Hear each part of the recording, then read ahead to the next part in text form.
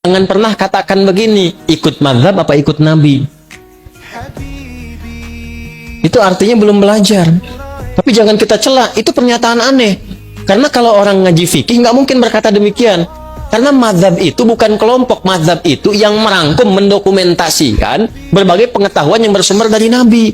Cenderung pada sesuatu, bahasa Arabnya madzhaba ilaihi.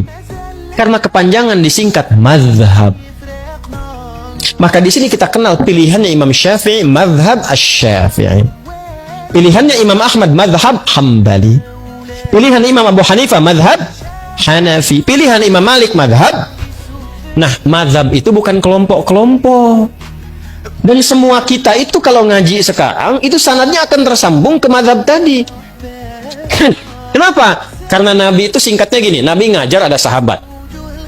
Sepeninggal Nabi, sahabat ngajar. Semua diajarkan. Itu zaman Nabi, zaman sahabat, zaman tabi'in, mereka punya kekuatan untuk mengingat. Dan hebatnya hafalan mereka di dalam kepala. Karena orang sekarang hafalnya di luar kepala.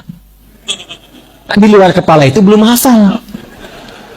Mereka itu hafalnya di dalam kepala. Nah, bertambahnya masa, berubah eranya, berkurang ingatannya. Karena orang dulu tuh maksiatnya sedikit. Jaga maksiatnya banyak, dijaga, sehingga berkahnya apa? Kekuatan ingatannya panjang. Sekarang tantangan maksiatnya banyak. Dan ingat, maksiat itu salah satu penyebab utama mengurangi kemampuan untuk menghafal. Saya punya teman, hafal ribuan hadis. Masuk bioskop. Keluar, hilang semua hafalannya. Saya nggak tahu apa yang ditonton. Pulang keluar dari situ, hilang semua hafalan. Ingat, maksiat menghilangkan keberkahan. Imam Syafi'i ngadu kepada gurunya Imam Waqi. Syakautu waqi'an an su'i hifdhi fanasahani an atrukal ma'asi faqala al-ilmu nurun wa nurullahi la yunzal lil 'asi. Saya mengadu kepada guruku Imam Waqi tentang buruknya hafalanku. Kebayang nggak buruknya hafalan Imam Syafi'i? Mungkin beda titik, beda koma. Kata Imam Waqi gurunya, tinggalkan maksiat karena maksiat itu mencegah cahaya ilmu dari Allah masuk dalam kalbumu. Balik ke sini teman-teman sekalian, fokus baik-baik.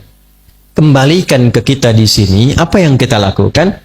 Kumpulkan yang tadi itu. Ulama dulu banyak mengingat, tapi masa setelahnya kan banyak membaca. Mengingatnya kurang, kemampuan menurun. Maka ada 4 bintang ulama yang menyalin hafalannya dalam kitabnya. Kalau orang sekarang, kitab orang disalin begini, dihafalin. Ulama dulu dihafal dulu, hafalannya nyalin kitab. Kitab itu disalin dengan hafalannya. Hafal, salin kitab. Sekarang kan kitab ada, dihafalin. Ya kan? Maka 4 bintang itu, satu Imam Abu Hanifah An-Nu'man yang wafat tahun 150 Hijrah. Kedua Imam Malik bin Anas yang lahir tahun 94 Hijrah. Yang ketiga Imam Syafi'i yang lahir tahun 150 Hijrah. Dan keempat Imam Ahmad bin Hanbal yang lahir tahun 163 Hijrah. Itu mereka menghimpun referensi dari masa sebelumnya, dihafalkan, diturunkan lewat kitabnya. Jadi yang sekarang kita pelajari, itu mau nggak mau akan nyambung jalurnya ke mereka itu.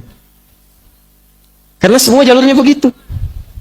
Maksud saya, jangan pernah katakan begini, ikut mazhab apa ikut Nabi. Itu artinya belum belajar. Tapi jangan kita cela, itu pernyataan aneh. Karena kalau orang ngaji fikih nggak mungkin berkata demikian. Karena mazhab itu bukan kelompok, mazhab itu yang merangkum, mendokumentasikan berbagai pengetahuan yang bersumber dari Nabi. Kita nggak mungkin kita dapatkan langsung akses ke Nabi. Siapa yang sekarang pernah ketemu Nabi? Saya pulang. Nih, Anda belajar salat dari mana? Nggak mungkin langsung dari Nabi. Oh, tadi saya ketemu Nabi, mimpi kok diajarin begini. Nggak bisa.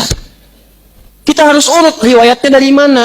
Nah, kalau kita urut-urut yang mengajarkan dari takbir sampai salam, ketemunya jalurnya di mazhab juga. Ketemunya di situ. Dari mana taunya bismillah dijaharkan? Pernah ketemu Nabi? Tidak. Diurut sipulan sampai ke Asy-Syafi'i. Asy-Syafi'i menerima dari gurunya sipulan sampai ke Nabi. Urutan itu disebut dengan sanad namanya. Di Sahih Muslim ada babul isnad di muqaddimah.